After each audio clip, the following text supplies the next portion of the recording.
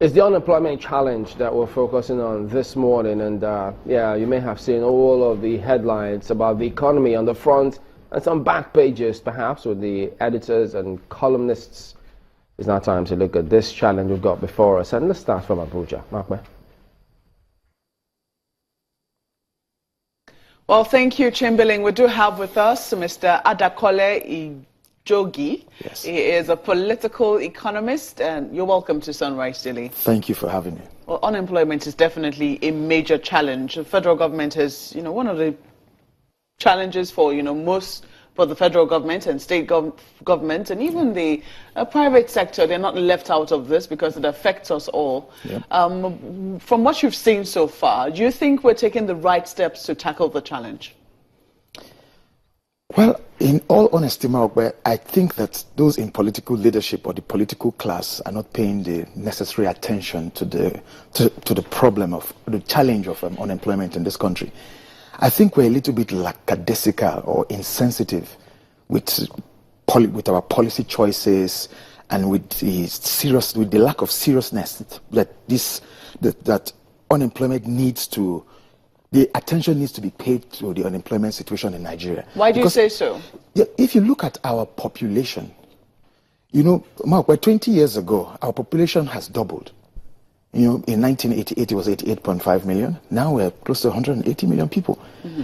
And the opportunities and the availabilities for engagement of the Nigerian citizen have not grown at the same rate that population is growing. And political leadership they're not concentrating on getting private sector or developing the private sector to mop up this huge mass of unemployed Nigerians, which I think is an advantage and not a disadvantage. So I will go further by saying that when you talk about restructuring Nigeria, everybody starts getting on their nerves and everybody's at daggers drawn. But I don't think so. I think we pay too much emphasis on politics. If you look at the economy, we run a democracy and a capitalist economy. There's a market system. Mm-hmm. So we need to get the market to a place where the market can effectively, engage this mass of unemployed Nigerians. And when you look at the structure of even the Nigerian budget, like I've always said in different forums, if you look at the structure of our budget, you will see that it is a little bit faulty. When you're looking at the budget rate, the budget to when you're comparing that to GDP. If you compare the Nigerian budget to GDP, Mark, is at 5.2%. And if you look at the macroeconomic assumptions of the 2016 budget, the revenue income for the government, about 4.3 trillion naira, is about 3.4% of our GDP.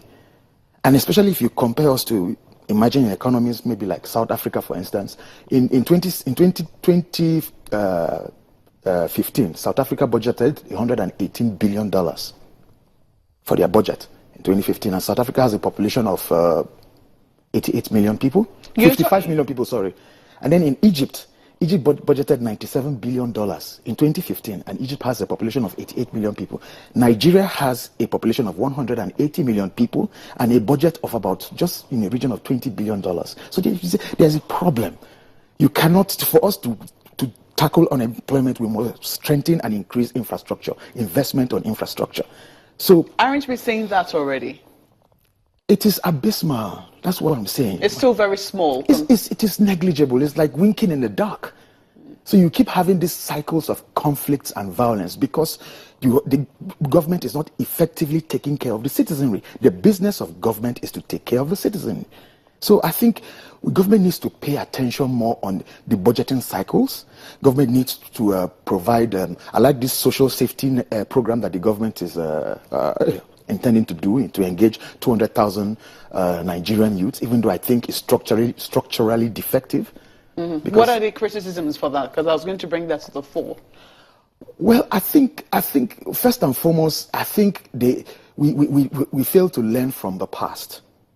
There was a socialist intervention program too by the Obasanjo administration called the NAPEP, the Poverty Alleviation Program, one of the things that was faulty about that particular program was the fact that you had young Nigerians going to their state of origin and registering in their state of origin and going back to suburban centers and cities.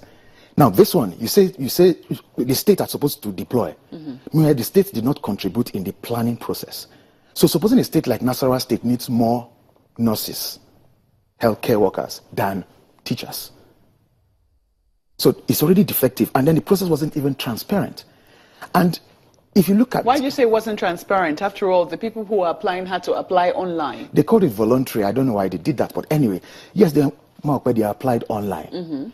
And by making it web-based, they cut off a whole lot of Nigerians by making it web-based. Because people in the villages, in the local government areas, especially in this recession, don't have access to internet and data. I give you this. But if it was done fairly, the idea is that if you're a graduate, there are certain skills that you must have. There are certain things that you must be hooked onto. I mean, especially when it comes to the internet, when it comes to being able to use technology. Without job